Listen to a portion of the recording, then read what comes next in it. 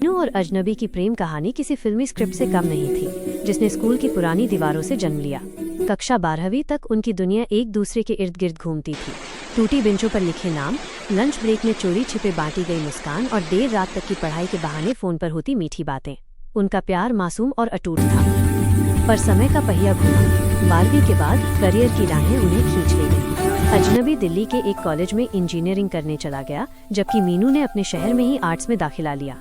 वादे थे, कस्में थीं, पर मीलों की दूरी और नए माहौल ने धीरे धीरे उनके बीच एक अनचाहा फासला बना दिया। फोन कॉल्स कम होते गए और दोनों अपनी अपनी दुनिया में मशगूल हो गए। 4 साल बाद किस्मत एक अजीब खेल खेलने वाली थी। एक बड़े मल्टीनेशनल कॉरपोरेशन के इंटरव्यू हॉल में मीनू बैठी थी, जब दरवाजे से एक जाना पहचाना चेहरा अंदर आया। उसने अपनी आंखें मली। ये और कोई नहीं, उसका अजनबी था। अजनबी मीनू के मुंह से अनायास निकल गया। मीनू। यहाँ अजनबी की आंखें भी हैरानी और खुशी से चौड़ी हो गईं।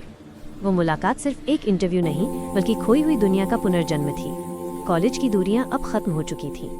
पुरानी दोस्ती और प्यार तेजी से परवान चढ़ने लगा। इस बार वे दोनों वयस्क थे और अपने रिश्ते को एक मुकाम देना चाहते थे, शादी। पर कहानी में तब सबसे कड़वा मोड़ आया, जब उन्होंने अपने परिवारों को बताया। मीनू के घरवाले जाति और हैसियत का हवाला देते थे, तो अजनबी के माता पिता दूसरे शहर की लड़की को अपनाने को तैयार नहीं थे। हर कोशिश, हर मिन्नत नाकाम रही। दुनिया उनके प्यार के खिलाफ खड़ी थी। एक तूफानी रात, निराशा के चरम पर दोनों ने एक भयानक फैसला लिया। अगर दुनिया उन्हें एक नहीं होने देगी, तो वे इस दुनिया में रहेंगे ही नहीं। अजनबी एक छोटी काली शीशी लेकर आया। उसमें तेज जहर था। दोनों एक सुनसान जगह पर बैठे थे। चांद की रोशनी उन पर पड़ रही थी, जैसे उनके अंतिम लम्हों की गवाह हो। अजनबी ने कांपते हाथों से जहर की शीशी खोली। मीनू ने उसकी ओर देखा। उसकी आंखों में आंसू थे, पर एक अजीब सी शांति भी थी। मीनू ने फुसफुसाते हुए कहा, बाबू, हम साथ मरेंगे, ये मेरा वादा है। पर आप पहले टेस्ट करो। अजनबी हैरान हुआ। टेस्ट? कैसी बात कर रही हो? हाँ, मीनू ने कहा, ये आखिरी पल है। मैं मरना तो चाहती हूँ, पर जहर बहुत कड़वा या दर्दनाक हुआ तो प्लीज मेरे लिए आप बस एक घूंट लो और मुझे बताओ कि कैसा लगता है, फिर मैं भी तुरंत पी लूँगी। अजनबी को उसकी बात में बेतुकापन लगा, पर मीनू की आंखों में वो अजीब सी अनिश्चितता देखकर उसने मना नहीं किया।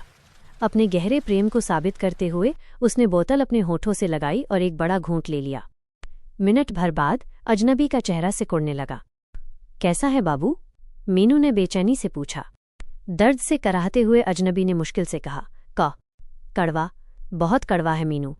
उसकी सांसें उखड़ने लगी थीं। मीनू के चेहरे का रंग उड़ गया। वो जहर की शीशी को घूरने लगी। कड़वा? उसने हिचकते हुए कहा। बाबू, कड़वा तो मैं नहीं पी पाऊंगी। मुझे कड़वी चीज़ों से नफरत है। प्लीज़ दूसरा ऑप्शन देखो, कोई ऐसा रास्ता जहां दर्द कम हो, प्लीज़। अजनबी उसे देखता रहा। उसकी आंखों में दर्द और जहर की तेजी थी, लेकिन इससे कहीं ज्यादा मीनू के कहे शब्दों का गहरा सदमा था। उसने खुद को अपनी प्रेमिका के लिए बलिदान कर दिया था, और वो सिर्फ स्वाद के कारण पीछे हट गई थी। मीनू अभी भी उसे झंझोड़ रही थी। उठो, हमें दूसरा रास्ता देखना है। पर तब तक देर हो चुकी थी। जहर ने अपना काम कर दिया था। अजनबी का सिर नीचे लुढ़क गया। उसने अपने प्यार के लिए जान दे दी, जबकि उसकी प्रेमिका अपने ही स्वार्थ के एक अजीब से क्षण में सुरक्षित खड़ी थी। जहर की खाली शीशी के पास मीनू अकेली बैठी थी। उसके कान में अभी भी अजनबी के अंतिम शब्द गूंज रहे थे, कड़वा। वो बच गई थी, पर इस बात से बेखबर कि जिस प्रेम को